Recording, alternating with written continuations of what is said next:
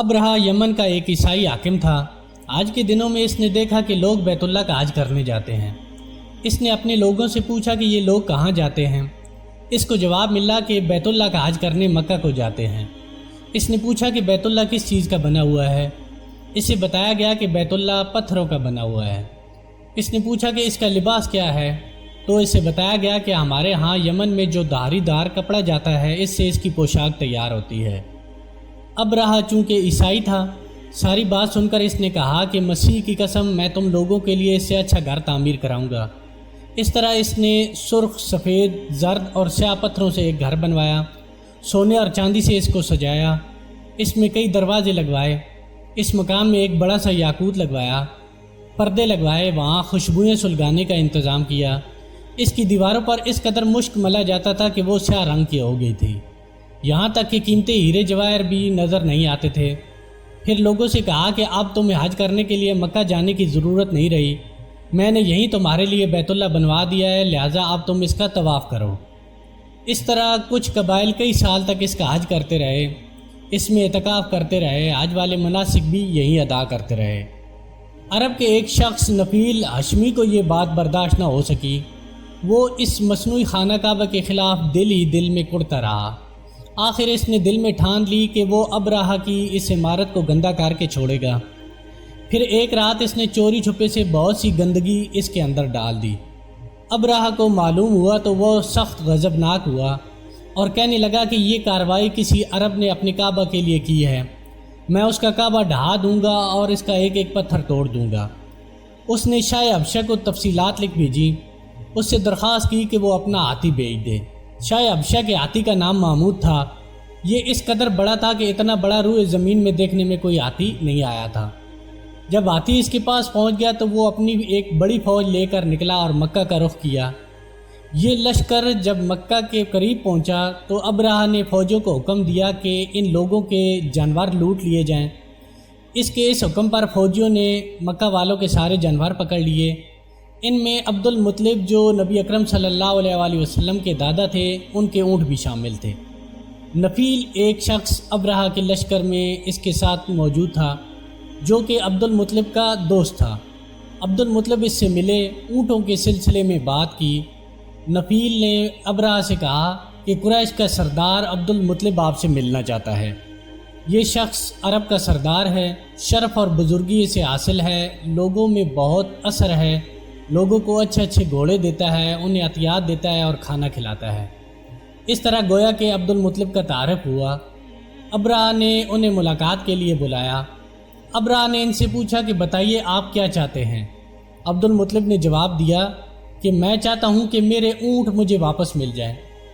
इनकी बात सुनकर अबरहा बहुत ज़्यादा हैरान हुआ। इसने कहा, मुझे तो बताया गया था कि आप अरब के सरदार हैं, बहुत इज़्ज़त और बुजुर्गी के मालिक हैं, लेकिन लगता है कि मुझसे गलत बयानी की गई है, क्योंकि मेरा ख्याल था कि आप मुझसे बैतुल्लाह के बारे में बात करेंगे, जिसको मैं गिराने आया हूँ और जिसके साथ आप सबकी इज़्ज़त वाबस्ता है। लेकिन आपने तो सिरे से इसकी बात ही नहीं कही और अपने ऊँटों का रोना लेकर बैठ गए। ये क्या बात हुई? इसकी बात सुनकर अब्दुल मुत्तलिब बोले, आप मुझे मेरे ऊँट वापस कर दें, बैतुल्लाह के साथ जो चाहे मर्जी करें, इसलिए कि इस घर का एक ही परवरदिगार है, वो खुद ही इसकी हिफाजत करेगा। मुझे इसके लिए फ़िक्रमंद होने की ज़रूरत नहीं। इसकी बात सुनकर अबरहा ने हुक्म दिया कि अब्दुल मुत्तलिब के ऊँट इन्हें वापस कर दिए जाएं। जब उन्हें ऊँट वापस मिल गए तो उन्होंने इनके सुमों पर चमड़े चढ़ा दिए, इन पर निशान लगा दिए और उन्हें कुर्बानी के लिए हरम में छोड़ दिया, ताकि फिर कोई अगर उन्हें पकड़ ले तो हरम का परवरदिगार इन पर गज़बनाक हो। और फिर अब्दुल मुत्तलिब हिरा पहाड़ पर चढ़ गए। इनके साथ इनके कुछ दोस्त थे। उन्होंने अल्लाह ताला से दुआ की कि ए अल्लाह, इंसान अपने सामान की हिफाजत खुद करता है, तू अपने सामान की हिफाजत खुद कर। इधर अबरहा अपना लश्कर लेकर काबा पर हमले करने के लिए आगे बढ़ा। वो खुद हाथी पर सवार लश्कर के दरमियान मौजूद था। ऐसे में उसके हाथी महमूद ने आगे बढ़ने से इनकार कर दिया। वो ज़मीन पर बैठ गया। हाथी बानों ने उसे उठाने की कोशिश की, लेकिन वो ना उठा। उन्होंने इसके सर पर ज़रबे लगाईं, नेज़े चबोए, मगर वो खड़ा ना हुआ। कुछ सोचकर उन्होंने उसका रुख यमन की तरफ किया तो वो फ़ौरन उठकर उस तरफ चलने लगा।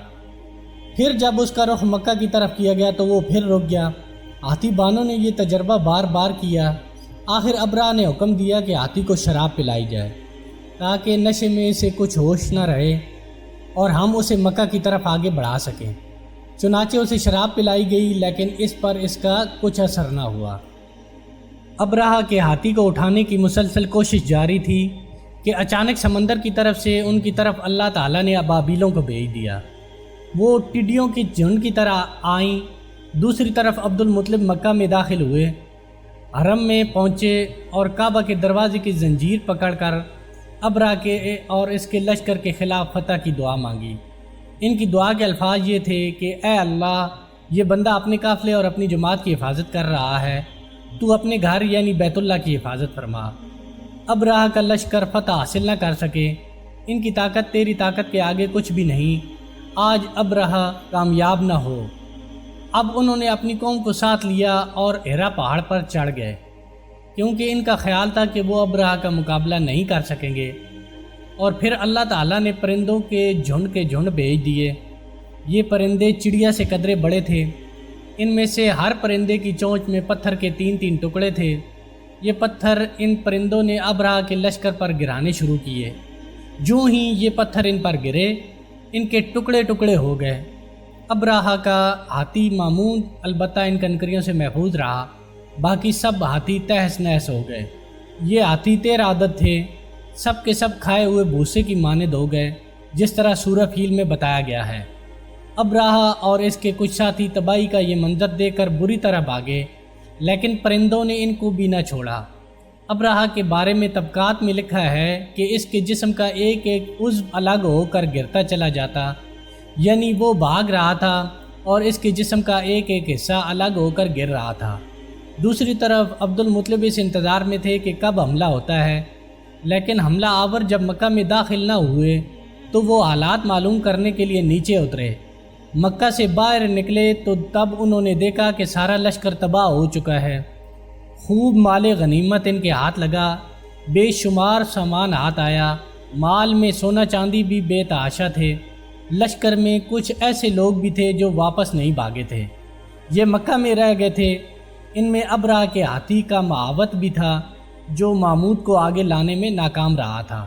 اس واقعے کے چند ماہ بعد ہمارے نبی اکرم صلی اللہ علیہ وسلم پیدا ہوئے۔